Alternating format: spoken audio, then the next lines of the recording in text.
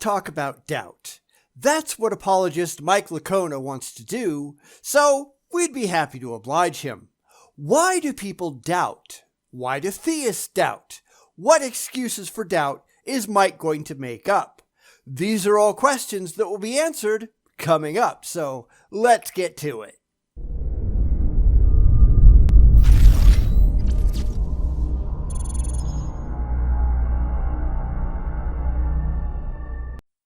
I think this is a very good question, but like so many theists with very good questions, they rarely ever have worthwhile answers.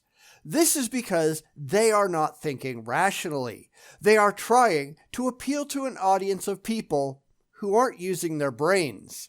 All feels, no reals, no exceptions. And this is not something to be proud of, but the religious have to be because it's really all they have. So let's go see Mike Licona talk about the reasons that people doubt and why A, he doesn't know what the hell he's talking about, and B, he's setting up his arguments to appeal to his paying customers. So, off we go. So let's talk about doubt. Let's just dive into this now. And that's actually a pretty good topic of discussion. But here's the thing. I think Mike is a pretty decent apologist. He asks some questions that really do need to be asked, but I don't think that he comes up with any good answers. And the reason for this is, obviously, he's still working under the misconception that Christianity is true, and therefore he's inherently limited in how far he can go to seek answers to these good questions. He will never conclude, for instance, that the Bible is just a pile of bullshit because neither he nor his audience would ever find that answer emotionally satisfying. So, like a lot of apologists, they get really close to the truth, but they never quite reach it because their religious faith hamstrings them. But let's see what he has to say about doubt. He might actually make some decent points. There are basically two different types of doubt. The first type is intellectual doubt. Intellectual doubt is your doubt because you're unaware of any kind of evidence supporting the truth of Christianity. Which is true whether the Christians know it or not. And this is one of those places where I'm sure that Mike is going to get it all wrong because, as I said, he's limited by his faith, and beyond a certain point, neither he nor his followers will take another step. They can't because it puts their emotional comfort at risk, and that's really what I think this is all about, as we all well know. This is why your standard religious apologist will never get anywhere useful. They can't. Their brains are broken by their religious beliefs. It's the same reason that a flat earther will never come to any other conclusion. They can't. They're emotionally beholden to an irrational position, and because of that, they're stuck. They really are. So maybe you haven't you're here tonight, you've never heard of Christian apologetics before, you're unaware of any kind of historical or scientific or philosophical evidence that supports the truth of Christianity. And it's like, wow, that's pretty cool stuff. Lay it on. I just didn't know that was there. Because it isn't. I've spent years completely debunking all of this stuff, but the religious, their feelings are in jeopardy, so they have to find some way to justify their beliefs to themselves and to their followers, so they feel better about holding this ultimately irrational faith. It's why I always differentiate between rationality, the use of logic and evidence and reason to dispassionately discover the facts, and rationalization, which is an emotional ploy to desperately shove everything that looks halfway decent out there, whether it's logically valid or not, so that your beliefs appear, if you don't look too close, to be justified. That's what the religious do. It's also why these religious rationalizations collapse the second you take a good look at them. They're not looking at them very carefully because they don't care. Religious apologetics is an emotional tool, not an intellectual one. It's why people don't take them seriously. And so you start to doubt the truth of the Christian faith because, let's face it, whether you live in Canada or the US, we're in a secular post-Christian culture now, aren't we? Christianity is no longer the default religion. We are in the minority now. And you say that like it's a bad thing. Of course, to Mike and his followers, they think that it is because they are emotionally invested in holding these beliefs, whether they're true or not. But nothing they have to say stands up to any kind of critical scrutiny, as I've shown around here for a very, very long time. I feel the same about living in a post-Christian culture as I do living in a post-atheist culture. All religion needs to die. Everyone down is a victory. We need to be living in a post-irrational culture. It's time for all that shit to go away. But doubt is not something that is unique to the Christian. Years ago, there was a famous atheist philosopher named Antony Flew. And my mentor, Gary Habermas, and Flew were really good friends. And one time they're driving along in a car, and Gary asks Flew, he says, "Tony, I just got a question for you. Do you ever doubt atheism that you hold and teach? Do you ever doubt whether atheism is true?" No, because you can't. There is nothing to doubt because atheism isn't a belief. And this brings us back around to the standard nonsense that they think everyone is just like them. Everyone is religious and every belief is a religion. But that simply is not the case. It just proves, once again, that they really have no clue what the hell they're talking about. Atheism isn't a belief, and it certainly isn't a religion. Atheism is a conclusion based on the complete and utter lack of evidence for the existence of any gods. The fastest way to change an atheist's mind is to produce objectively verifiable evidence for a god. That would wipe out atheism immediately. But the religious can't do that because the religious have nothing. So they have to pretend that we're just like they are, that we have faith in some bizarre atheist religion, and none of that accurately depicts reality. But hey, who cares about that, right? Certainly not the religious. And he said, "Gary, I doubt it every day." And that's a healthy attitude to have. It really is. Scientists need to doubt science every day too. Why? Because it keeps them looking and considering the evidence and validating what we already think to be the case. It keeps us honest. But the religious, they don't look at it that way. For them, belief has to be fanatical. It's why they need faith, and science does not. Because scientists are not emotionally wedded to science.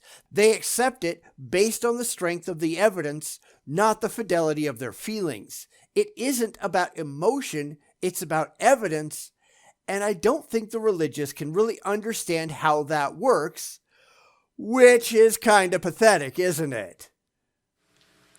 Here was a guy who is considered, again, to be perhaps the most influential atheist philosopher of the latter part of the 20th century, and he said he doubted his atheism every day.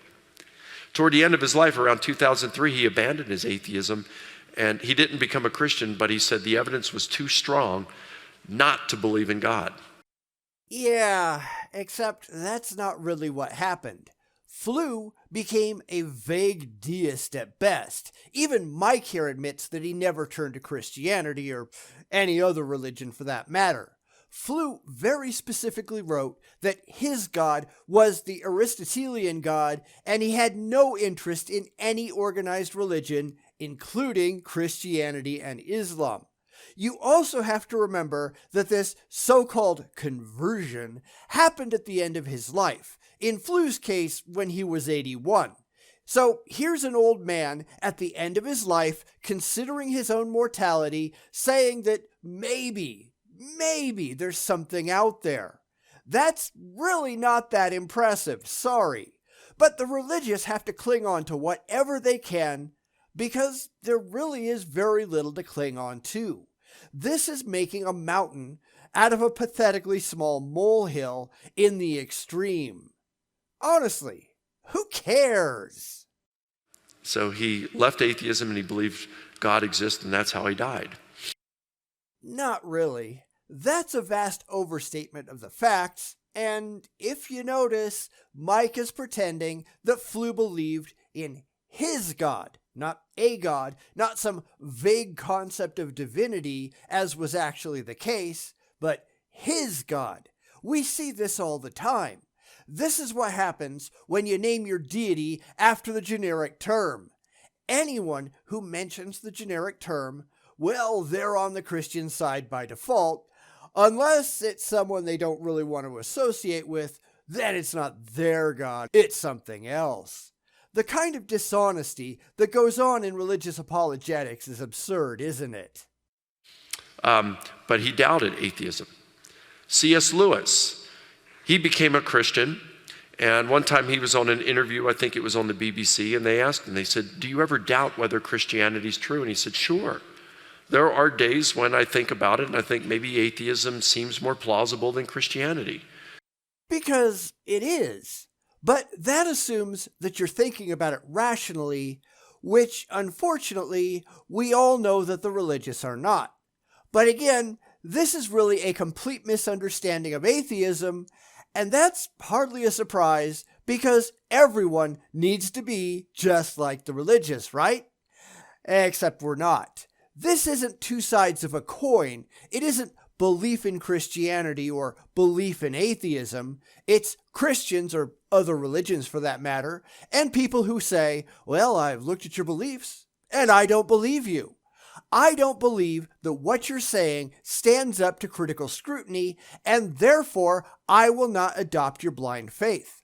That's it. There is no alternative belief system going on here. But that doesn't play well with overwhelming Christian audiences, so the apologists never tell it like it is, do they? He says, "But I have to admit, when I was an atheist, I doubted as well. And there were days when Christianity seemed more plausible than atheism." And I'd like to know how he justified that statement. Either statement, really. Now, of course, C.S. Lewis died in 1963, so it isn't like we can go and ask him.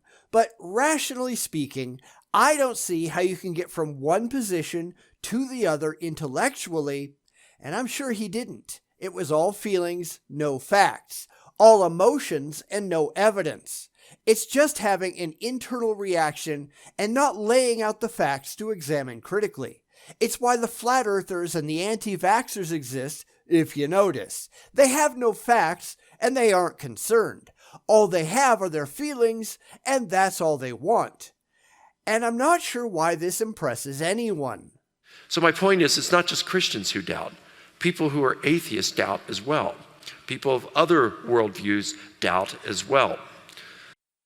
Atheism isn't a worldview, and I've already gone on record saying that worldviews, in and of themselves, are dumb. They are irrational overlays placed over reality to protect your emotions from the uncomfortable facts. And whether you like that or not, and the religious never do, that's just stupid. So doubting is normal. So there's intellectual doubt. The other kind of doubt is emotional doubt. And this is by far the most common kind of doubt. Emotional doubt, you're doubting because of circumstances, not because of a lack of evidence. Not that the religious have any evidence or anything. Not any evidence that stands up to critical scrutiny, anyway. Yes, there is emotional doubt. This is exactly what happened in Anthony Flew's case. Exactly what happened in C.S. Lewis's case. They had doubt based on feelings, not based on objective facts. Both of these cases really belong in the second section. Now, the reason, I suppose, that Mike put them in the first, and I believe that was on purpose, was because there really isn't any good example of atheists adopting religion for intellectual reasons. No atheist lays out a rational case for Christianity and becomes convinced that it's objectively true for that reason. Conversions, at least from the non-religious side to the religious, are always emotional, never intellectual. No one ever comes up with a non-ambiguous, non-emotional, based on objectively verifiable evidence for the existence of any God. So he has to start stacking the deck to give his story more validity. The only people who act intellectually, and certainly not in all cases, are the people leaving religion for non-religion, and he doesn't want to talk about that, does he? Now, a lot of times they'll have emotional doubt, like there are some atheists who, like one that I've debated in the past, they talk about how they give these arguments, but at the end of the day, it seems that there was something in their life that hurt them. Maybe they had a loved one who was sick and they prayed that they'd get healed and they didn't. And they felt let down by God, and that caused doubts. They'll give intellectual reasons for not believing in God when it's really deep down inside it, there are emotional reasons, and they just try to find intellectual reasons to support their emotional doubts. Well, that was a bunch of hand-waving nonsense, wasn't it? This is a Christian apologist making up bald assertions out of thin air because he knows it will resonate with a largely religious audience. None of it was demonstrable because he knows that his followers don't give a damn about their faith being demonstrable. That just lends credence to my hypothesis that he was stacking the deck on the intellectual side so he could use the emotional side as a club to attack atheists. So not only wrong, but also absurdly dishonest. Oh, you don't really have intellectual reasons. Someone in the church hurt you and you now hate God. Yeah, bullshit. I have no emotional reasons to object to Christianity. I left it entirely because it made no rational sense. That's why people like Mike don't want to talk to people like me. You will see this happen in the comments on my videos all the time. Some theist will show up. They will make some absurdly emotional point, and I won't take the bait. I will ask for objectively verifiable evidence. They will hem and they'll haw and they'll keep trying to steer the conversation back to emotions. And when I just won't go, they will run away, usually after throwing a bunch of ridiculous emotional diatribes and insults my way. They just can't handle people who don't fall for their emotional crap. They're not interested, and I don't think Mike is any different. How can he be and maintain his emotionally comforting faith? That's all he's got. That's all any of them have. And it's really childish when you think about it. Bum